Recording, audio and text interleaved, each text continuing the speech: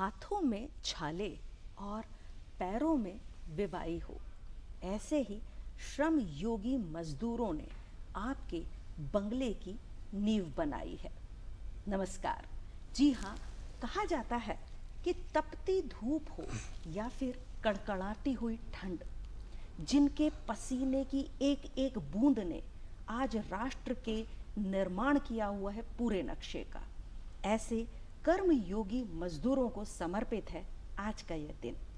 जी, हम कहा जाता है कि हम हमेशा से ही याद रखते हैं उन मस्जिदों के, मंदिरों के और इमारतों के गुंबजों को, लेकिन भूल जाता है इंसान नींव के उन पत्थरों को। आज का ये कार्यक्रम समर्पित है उन मजदूरों के नाम, राष्ट्र निर्माण के जो मूल नायक हैं, हमारे मजदूर, जिन्होंने अपने श्रम से हमारे देश को एक नया आकार दिया, हमें एक संबल प्रदान किया। तो आइए हम उन मजदूरों को नमन करते हैं और आज का ये कार्यक्रम समर्पित करते हैं उन्हें। तो आपका बहुत बहुत स्वागत है आज के इस विशेष कार्यक्रम में। साथ ही साथ स्वागत करते हैं, हमारे साथ हमारी स्टूडियो में मौजूद हैं हमारी विशेष अतिथि। चलिए इनसे आपका परिचय करवा देती हूँ। आप हैं डॉक्टर ब्रीज त्रिपाठी, जो कि रक्षिता वेलफेयर सोसाइटी के अध्यक्ष हैं और बहुत सारे काम कर चुकी हैं आप मजदूरों को लेकर। तो चलिए आइए इनसे स्वागत करते हैं। नमस्कार। नमस्कार मैडम जी, सबसे पहले तो आपसे ये जानना चाहूँगी कि जो मजदूर दिवस है, इसका अगर हम इतिहास जानना चाहें तो ये क्या है और आज के दौर में इसकी प्रासंगिकता क्या है? देखिए, 1886 में शिकागो में हे मार्केट एक चौराहा है, वहाँ पे मज़दूरों ने अपने अधिकारों को लेके मांग किया जी। और उस मांग में उन्होंने जो संघर्ष किया, उन्होंने जो प्रदर्शन किया, वो कहते हैं कि 888 के लिए उन्होंने प्रदर्शन किया था। 8 घंटे की मजदूरी का समय, क्योंकि उन दिनों 15-15 घंटे जो है मज़दूरों से काम करवाया जाता था। मज़दूरों के हित में कोई भी नहीं सोचता था और मुझे लगता है कि आज भी कहीं ना कहीं 1% ये बातें तो रही गई हैं। जी। तब यूँ हुआ कि देखिए, जब अति हो जाती किसी भी चीज़ की, जब बहुत ज़्यादा शोषण की अति हो गई, तो उन लोगों ने अपनी मांग रखी। वहाँ इकट्ठे हुए मज़दूर और उन्होंने कहा कि हमें 8 घंटे मनोरंजन, 8 घंटे का हमारा काम और 8 घंटे की हमारे घर की व्यवस्था, सोना, वो जितना 888 का उन्होंने एक मुद्दा उठाया। जी।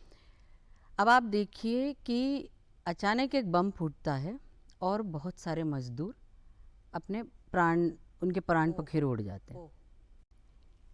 आप अति सोचिए कि वो मजदूर जो आपके, अभी आपने जैसे कहा कि हम भूल जाते हैं नींव के पत्थरों को, हम याद रखते हैं गुंबद को, क्योंकि वो जिन मकानों में लोग रह रहे हैं, वो शायद ये भूल गए कि वो मकान बनाने में उन मजदूरों की भूमिका थी। बिल्कुल सही। और आपने उठा के वो मांग ना करें, वो अपना अधिकारों के प्रति जागरूक ना हो, इसलिए उनकी आपने प्राणों की आहुति चढ़ा दिया कि आवाज़ दबाए जा सके। तो 1886 के इस जो उनके कहना चाहिए बलिदान दिवस को 1 मई को पूरा वर्ल्ड ओवर, हालांकि शिकागो में हुआ था, मनाने लगा लेबर डे के रूप में, है ना, जिसे हम मजदूर दिवस कहते हैं। और इंडिया में ये 1923 में चेन्नई में मनाया गया था। इंडियन किसान लेबर ऑर्गेनाइजेशन एक था, उन्होंने मनाया था। काफ़ी समय लगा इंडिया तक आने में और मुझे लगता है कि भारत में भी मज़दूरों का, यूँ कह लीजिए कि बहुत हित के बारे में सोचा नहीं गया था। तब सोचा गया था जब भारतीय मजदूर संघ की उत्पत्ति हुई। जी। जी। वर्तमान में बहुत सारे श्रम कानून बने हुए हैं, लेकिन कितने हितकारी हैं वो आज के हमारे जो वर्तमान के जो मजदूर हैं, उनके लिए क्या वो सही साबित हो रहे हैं? क्या उनका पूरा लाभ हमारे मजदूरों तक पहुंच रहा है? ये जानना चाहेंगे। देखिए, 29 कानून थे जी भारत में। श्रम मंत्रालय के द्वारा 29 कानूनों को कहना चाहिए एक साथ कर 4 लेबर कोड के रूप में उसको तब्दील किया गया। जी जिसके बारे में अभी आप लोगों ने सुना ही होगा, जी। साल भर से इसका बड़ा शोर चल रहा है कि वेज कोड, लेबर कोड की बात करते हैं, wage code, social security code, industrial relation code की बात हम करते हैं, और ऑक्यूपेशनल सेफ्टी की बात करते हैं। ये 4 ऐसे कोड में निर्धारित कर दिया इन 29 कानूनों को। ठीक है। अब जब इनको निर्धारित कर दिया तो देखने वाली बात है कि इनमें से मजदूरों के हित कौन से। 2 ही लेबर कोड है जो मजदूरों के हित में काम करते हैं। अच्छा। वो है वेज कोड जी। और occupational safety code. Wage code क्यों मानते हैं? क्योंकि उसमें असमानता जो है वेजेस की, उसको बिल्कुल नगण्य कर दिया, खत्म कर दिया है। समान रूप से वेतन की बात मानी जाती है, कही जाती है, इसीलिए उसको हम मानते हैं। हाँ। हम उसको मानने के लिए इच्छुक है। ठीक है। और दूसरा है ऑक्यूपेशनल सेफ्टी का। तो ऑक्यूपेशनल सेफ्टी की बात हम करें तो मजदूरों के सेफ्टी के बारे में बहुत कम लोग सोचते हैं। आप ये देखते हैं कि आप अपने आसपास देखिए घर के, कि पोल पे, वो इलेक्ट्रिक पोल पे चढ़ता है व्यक्ति, क्या उसके हाथ में ग्लव्स होते हैं? क्या उसके सर पर हेलमेट होता है? क्या उसके चेहरे पे मास्क होता है? नहीं होता है। क्या उसने वो कपड़े पहने हैं जिससे वो उसको करंट ना लगे? हम कितने किस्से सुनते हैं कि पोल से गिर के मर गया, पोल से गिर के करंट लग गया, आजीवन अपाहिज हो गया है, बिस्तर पे पड़ा है।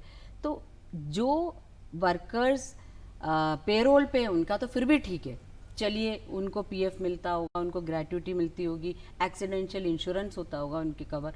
लेकिन जो गिग वर्कर्स होते हैं, जो जिसे हम कहते हैं कॉन्ट्रैक्ट बेसिस पे काम करते हैं, रोजमर्रा दैनिक वेतन भोगी जो होते हैं, उनके लिए कौन सोचता है? ये बात भी है ना जी। ये एक चीज़ है।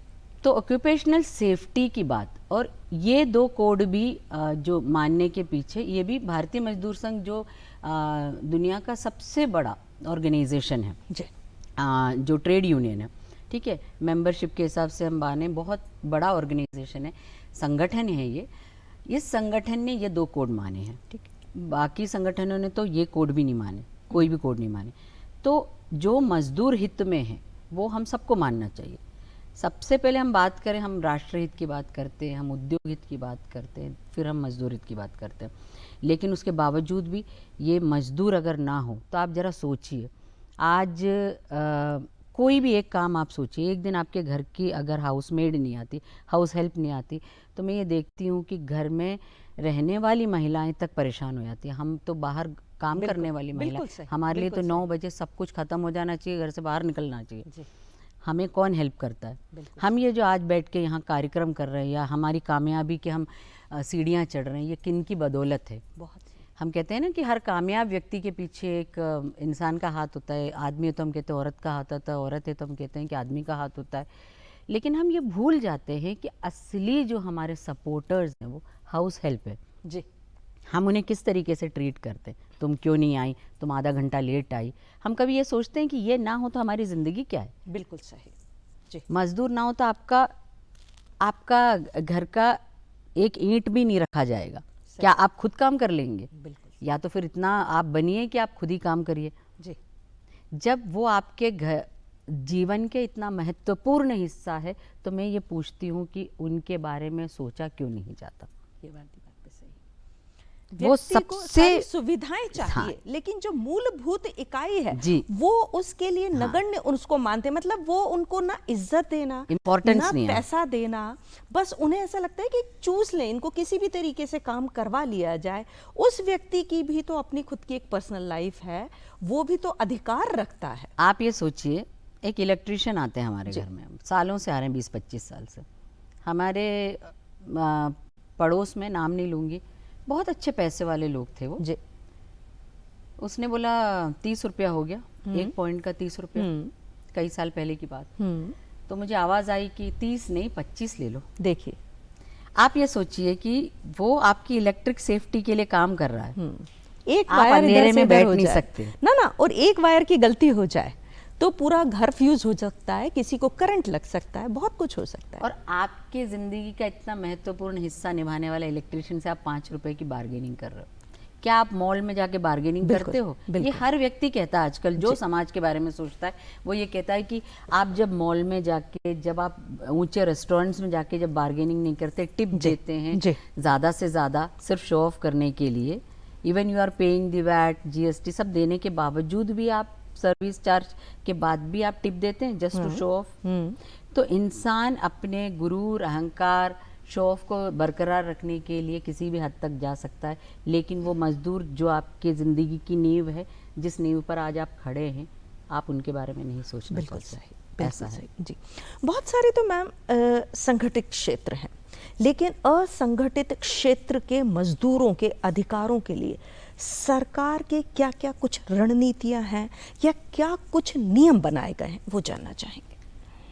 देखिए, संगठित क्षेत्र में तो जैसे हमने पहले भी कहा कि उनके पास तो बहुत सारी चीज़ें हैं, ठीक है ना, वो मांग कर सकते हैं। असंगठित क्षेत्र में स्कीम वर्कर्स आते हैं, है ना, आप कहते हैं आशा और आंगनवाड़ी, या आप कह लीजिए कंस्ट्रक्शन वर्कर, मजदूर, बहुत सारे ऐसे जगह हैं। आज भी ऑर्गेनाइज्ड सेक्टर नहीं है वो, हाँ। है ना, वो असंगठित है। उनके लिए सरकार ने ई श्रम पोर्टल बनाया है, अटल पेंशन योजना बनाई है ना, और आयुष्मान भारत का जो उद्भव हुआ है वो उन्हीं के लिए हुआ है। तो सरकार कोशिश तो कर रही है, मगर क्या होता है मैम कि आपने कानून बना लिया, आपने मेरे लिए कानून बनाया, क्या मुझे वो कानून के बारे में पता है? हाँ, ये एक बहुत बड़ा मुद्दा है कि अवेयरनेस कानून को लेकर, कानून के बारे में जानना, वो कानून कब कहाँ लागू होती है। मैं देखती हूँ कि मेरे घर के हाउस हेल्प कहते हैं कि मुझे दीदी ये परेशानी, तो मैं कहती हूँ क्यों, तुमने उसमें पोर्टल में नहीं गई या तुमने आयुष्मान भारत नहीं करा? अरे वो कैसे करते हैं दीदी, पता ही नहीं है। तो मैं सरकार से ये मेरा एक अपील कह लीजिए, दरख्वास्त कह लीजिए, मैं ये कहना चाहती हूँ कि ऐसा कुछ किया जाए जैसे हम अपने एनजीओ में करते हैं। हम क्या करते हैं कि सारा जितने गवर्नमेंट पॉलिसीज है उनको सबको रखते हैं, गांव-गांव जाते हैं, मजदूरों के बीच में जाते हैं और उनको हम ये बताते हैं कि देखिए आप लोगों के लिए ये सारे कानून बनाए गए हैं, आप इन कानूनों के तहत आने वाले दिनों में जब कभी भी आपको कोई दिक्कत आती है तो आप अप्लाई कर सकते हैं। और आजकल तो सबके पास स्मार्टफोन होता है, सबको चलाना आता है, हाँ। रील बनाना आता है। मुझसे कोई कह रहा था कि गरीब क्या जाने कि किस तरीके से, उसके लिए तो ये ई और ये सब चीज़ें। देखिए, कानून बनता है तो उसके खिलाफ जाने के लिए बहुत सारे लोग हैं। मेरा ये कहना है कि जो व्यक्ति रील बना सकता है, दिन भर स्मार्टफोन से रीलें देख सकता है, तो वो पोर्टल भी खोल सकता है। सही। QR कोड के बारे में चिदम्बरम ने कहा था ना कि आप क्या मशीन लेके सब्जी खरीदने जाओ। आज आप देखते हो गले में QR कोड टांग के वो गाना गाता है ट्रेन में, बिल्कुल कि आप स्कैन कीजिए और उसको पे कर दीजिए। दुनिया लोहा मान रही है आज हमारे राष्ट्र not having cash, you can pay through UPI। जी, ये भी सोचा था जब ये माना नहीं गया था। इसी तरीके से हर चीज आज डिजिटलाइजेशन का दौर है, सब कुछ संभव है जी, और काम भी हो रहा है जी जी। एक जो आम इंसान की धारणा है कि पढ़ोगे लिखोगे बनोगे नवाब, लेकिन क्या सिर्फ और सिर्फ पढ़ाई से, क्योंकि आज हमारे माननीय मोदी जी भी, जो हमारे प्रधानमंत्री जी हैं, वो भी यही कह रहे हैं कि आप कौशल विकास अपना खुद कीजिए, क्यों ना हम नौकरी पाने की बजाय नौकरी देने वाले बने। तो क्या पढ़ेगा व्यक्ति तो ही वो काम करके अपनी रोजी रोटी कमा सकता है, या फिर जो कौशल विकास है ये मददगार होगा, और कितना मददगार सिद्ध हो सकता है? देखिए, आज के दौर में जब हम NEP की बात करते हैं, जब हम बात करते हैं विद्यालयों में कि NEP लागू किया जाए, वोकेशनल एजुकेशन की बात चल रही है, बहुत बढ़िया प्रधानमंत्री जी ने ये काम किया है, मैं बिल्कुल मानती हूँ। और वोकेशनल एजुकेशन एक बहुत बड़ा फैक्टर है जी। देखिए, हर व्यक्ति इंजीनियर नहीं बन सकता, हर व्यक्ति डॉक्टर नहीं बन सकता, हर व्यक्ति UPSC क्लियर नहीं कर सकता जी। आज के ऑटोमेशन के दौर पे अपस्किलिंग और रीस्किलिंग बेहद ज़रूरी जी, है ना। अब अपस्किलिंग क्या कि स्किल है, अभी मजदूरों की बात चल रही है इसलिए मैं अपस्किलिंग की बात कर रही हूँ। मैं एक प्लम्बर हूँ, मैं एक बढ़ई हूँ, कारपेंटर हूँ। मैं सिर्फ क्या वही आरी लेकर 4 गट्टे लगाना, कोई नॉर्मल जो क्लासिक कहते हैं ना कन्वेंशनल मोड ऑफ वर्किंग कर रही हूँ, या मैं अपस्किलिंग करके अपने आप को थोड़ा सा और उस स्किल में डेवलप करके कुछ ऐसी चीज़ें बनाऊं जैसे आप चाइना वगैरह में देखते हैं, जापान में देखते हैं, वहाँ की आप कारपेंटरी देखिए, आपको दिखेगा कि एक कोई छोटा सा टेबल है, उस टेबल के अंदर आपको 15 दराज मिलेंगी, वो खोलते जाएंगे, लेकिन उसको ऐसा बनाया गया है। अब ये है आपको नई चीज़ें लागू करना। आप एक पुरानी ब्यूटिशियन है, क्या आप वही आप मेकअप करना जानती है, या आपको ऐसा मेकअप करना आता है कि जिसकी नाक चपटी हो उसकी नाक लंबी की जाए, जिसकी आंखें छोटी उसकी आंखें बड़ी करने की कला हो।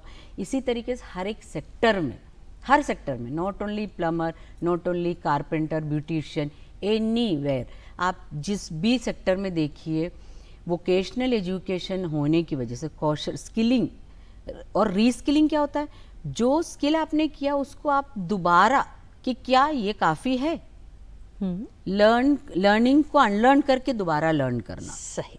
क्योंकि हम क्या कर रहे हैं, हमने वही सीखा हुआ है, तो हमारी एक कहीं ना कहीं एक बेड़ियां डेली हुई है सोच पे। उन बेड़ियों से मुक्त होकर नए चीज़ को अपने साथ अडेप्ट करना, उस चीज़ में अपने आप को समाहित करके नई चीज़ें सीखना कि जैसी ज़रूरत वैसा मेरे पास आपके लिए काम है, आप बोलिए मैं वो काम करने को तैयार हूँ। जब इस तरीके के वर्कर्स होंगे, इस तरीके के मजदूर होंगे, तो आप सोचिए अब विश्वकर्मा जी को देखिए, इस यूनिवर्स के पहले इंजीनियर विश्वकर्मा, सही है ना, और 23 सितंबर को उनका प्रकटोत्सव या उनकी जन्म होती है। उसमें देखा जाए तो जैसे मैंने पहले भी कहा कि भारतीय मजदूर संघ उस समय मानता है मजदूर दिवस को, और हम अभी 1 मई की बात कर रहे हैं मजदूर दिवस की, कि जो पूरी दुनिया मानती है। तो मेरा एक ही कहना है कि मजदूर चाहे 23 सितंबर को मनाएं, आप चाहे 1 मई को बनाएं, मजदूर मजदूर है। आज क्या आप अपने बच्चे को मजदूर बनाना चाहेंगी? हाँ, बहुत बड़ी बात है जी। क्या यहाँ बैठे कोई भी सर मुझे ये बता दे कि क्या आप कहोगे कि बेटा 12th के बाद तुम एक काम करना, मजदूरी करने चले जाना, प्लम्बर बन जाना, इलेक्ट्रिशियन बन जाना, या तुम कुछ बढ़ई का कारीगरी कुछ सीख जाना, या वो जो अड्डे पे काम कर लेना। मुझे पसंद है महेश्वरी साड़ी पहनना, हाँ। मुझे पसंद है जरदोजी पहनना, ठीक है, लेकिन शहीद चाहिए पड़ोस में। बिल्कुल सही, है ना, हर घर में, हर घर के लोग चाहते हैं भगत सिंह हो, लेकिन पड़ोस में, मेरे घर में ना हो, है ना। तो आप झूठी बातें करते हैं, लेकिन आप स्वयं भी अपने आप को उसके लिए तैयार नहीं किए हो कि एक मजदूर एक बहुत बड़ी बात होती है जी। आप सोच के देखिए ना, जिसके बगैर आपका काम नहीं चलता, थोड़ी देर के लिए हवा बंद हो जाए तो आप कितनी देर बैठ पाएंगे? बहुत मुश्किल है, बहुत। लेकिन आप ये हवा को, इस ऑक्सीजन को कितनी तवज्जो देती हैं? सही देती हैं क्या? नहीं। आप जब एक पेड़ काटते हैं या एक पेड़ जल जाने देते हैं, गलती से ही सही जी, तो आपका अंदर दुखता नहीं है, क्योंकि आपको अभी मिल रहा है हवा। हाँ, क्योंकि कई शताब्दियों अभी सुविधाएं चाहिए। अभी वो घर के आगे बड़ा बुरा लग रहा है, उसको अभी आप काट दीजिए, अभी मेरा घर खूबसूरत दिखे, क्योंकि हवा हमें नॉर्मली मिल रही है। जैसे ही हमें ऑक्सीजन की कीमत पता चली कोविड के दौरान, तब हमें समझ में आया कि अरे पेड़ लगाने चाहिए, क्योंकि उस समय हमें उसकी ज़रूरत महसूस हुई, और फिर जैसे जैसे उसकी ज़रूरत हमारे लिए नगण्य होती गई, फिर हमने उसको भूलते चले गए। कोविड तो सबने बहुत जल्दी भुला दिया। हाँ जी। मैं कहती हूँ कि ये मजदूर कुछ दिन काम ना करे जी, उस दिन आपको उनकी कीमत पता चलेगी। बिल्कुल सही है कि नहीं? जी। इसीलिए मैं कहती हूँ कि इतना मत सताइए किसी को कि वो अपने अधिकारों के लिए आपके सामने संघर्ष और आंदोलन के लिए खड़ा हो जाए। बहुत ही अच्छी बात है, सही है। मैडम, एक जो दौर चल रहा है तकनीकी का, और जैसे कि हम भी बात कर रहे थे कि ऑटोमेशन का दौर चल रहा है, इसमें जो मजदूर है इसकी खुद की जो स्किल्स है वो डेवलपमेंट कहीं रुक तो नहीं गई? कहीं ऐसा तो नहीं है कि व्यक्ति मशीनीकरण की ओर बढ़ रहा है और उसको अब मजदूरों की उतनी ज़रूरत नहीं? ठीक है, मेरी मशीन कर दे रही है, खेत हो, खलिहान हो या कहीं और हो, चाहे वो हम बात करें बड़ी बड़ी मशीनरीज की, चाहे कितनी बड़ी हमारी ऑटोमेटिक जो मशीन आती हैं और हमारे कारखानों में लगती हैं, तो वहाँ पर मजदूर की नगण्यता, कहीं ऐसा तो नहीं है कि वो नगण्य होता जा रहा है, उसकी डेवलपमेंट रुक रहा है? एआई का दौर है। हाँ जी। सबने क्या कहा था, एआई आएगा और लोगों के काम बंद हो जाएंगे, कहा था जी। क्या आपकी नौकरी छिन गई? जी। आप आज जो अभी कर रही हैं काम, जी, तो एक एंकर की नौकरी एआई छीन सकता है क्या? जी जी जी। दूसरी चीज़, जी। इसी तरीके से एआई उनकी नौकरी छीनेगा जिन्हें एआई चलाना नहीं आता, जिन्हें एआई के साथ अपना मेल बिठाना नहीं आता। एआई आपकी सुविधा के लिए। हाँ। इसी तरीके से मजदूरों की, आपने कहा ना कि चूंकि मशीन्स आ गई हैं, तो क्या मजदूरों की इम्पोर्टेंस खत्म हो जाएगी? क्या कटाई करने के लिए वो जो मशीन आती है, हार्वेस्टर, वो हार्वेस्टर अपने आप चलता है? हाँ। एक व्यक्ति बैठता है, हाँ। ट्रैक्टर चलाता है, हार्वेस्टर चलाता है, तब वो कटाई हो पाती है। और मुझे लगता है कटाई दो होने तो के उनकी बाद- मदद भी करवाते होंगे ना। जी। फिर कटाई होने के बाद जो आप गट्ठर बांधना, गट्ठर उठा के रखना, जी। मजदूर इज देयर। मतलब मजदूरों को आप ये नहीं सोच सकते कि उनका एग्जिस्टेंस, उनकी जो कहते हैं उसको हिंदी में क्या कहते हैं, एग्जिस्टेंस को, उपस्थिति। उपस्थिति, आप उनकी उपस्थिति को कभी कम नहीं कर सकते, कभी भी कम नहीं कर सकते। जी। आप कितनी भी मशीन्स ले आइए, हाँ जी। ये इंडिया है, मैं बाहर के देशों की कोई बात नहीं करती, ठीक है। भारत में कभी भी इंसानों का काम रुक नहीं सकता। भारत एक ऐसा देश है जो अपने से पहले दूसरों के बारे में सोचता है, एम्पैथी से सोचता है। बहुत है ना, अच्छा। एम्पैथी बहुत बड़ी एक जी, वो है जी। भारत में। वो ये सोचता है कि मैं मशीन लगाऊंगा तो ये खाली बैठेगा, चलो यार ये मशीन चलाने का काम मैं इसको दे देता। सही। हमारे अंदर ये एम्पैथी है, जी। हमारे अंदर एम्पैथी है, हमारे अंदर सिंपैथी है, दया है, दयालु भाव है, तभी तो बाहर के आक्रमणकारी अंदर आ पाए ना कईयों बार। सही, बिल्कुल नहीं तो सही। एक बार में काट के नहीं फेंक देते। हाँ। ये हमारी विशिष्टता है जी। भारत की, जी। कि हम सबको माफ करते हुए चलते हैं, सबके बारे में सोचते हुए चलते हैं, वसुदैव कुटुंबम की प्रक्रिया, मतलब हम ऐसा मानते हैं कि ये पूरा दुनिया जो है हमारे एक ग्लोबली सोचते हैं हम, जी। सबके बारे में हम सोचते सब हैं। एक हैं। हम सब एक हैं, जी। है ना। और हम ग्लोबली भी सोचते हैं, तो हम क्या भारत के मजदूरों के बारे में नहीं सोच रहे हैं? बिल्कुल सोच रहे हैं। देखिए कहीं ना कहीं एक एडवांटेज, डिसएडवांटेज, मेरिट, डीमेरिट सब चीज़ के लिए बहुत होता है। अच्छी एक आज समय की बहुत कमी है, लेकिन कोई शक नहीं है कि बेहद खास विषय पर चर्चा हुई है और उन मजदूरों को लेकर आज हमने बात करी जो सच में हम सब की नींव हैं। हम उन्हें कहीं ना कहीं भूल रहे हैं और उनको याद किया जाए, इसीलिए समर्पित है आज का ये कार्यक्रम। आप आई मैडम हमारे कार्यक्रम में, बहुत बहुत धन्यवाद आपका। नमस्कार। आप भी लगातार सोचते रहिए कि वो मजदूर नहीं होते, वो आपके घर की हाउसमेड नहीं होती, वो कारीगर नहीं होते, तो किस प्रकार से आपका जीवन चलता। उनकी इज्जत कीजिए, उन्हें मान दीजिए और अपना ही एक हिस्सा बनाकर चलते रहिए। अगले अंक में फिर होगी मुलाकात। मैं पूर्वा राय आपसे आज्ञा चाहती हूँ। नमस्कार।